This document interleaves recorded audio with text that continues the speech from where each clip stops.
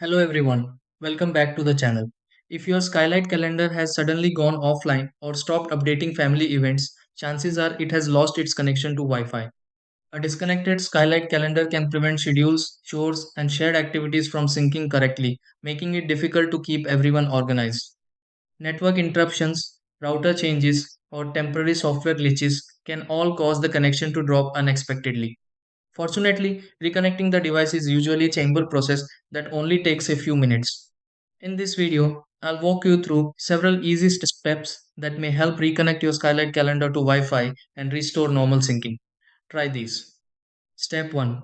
Confirm that your wireless network is working properly before reconnecting the Skylight calendar. Step 2. Open the settings menu available on the Skylight calendar and locate the network options.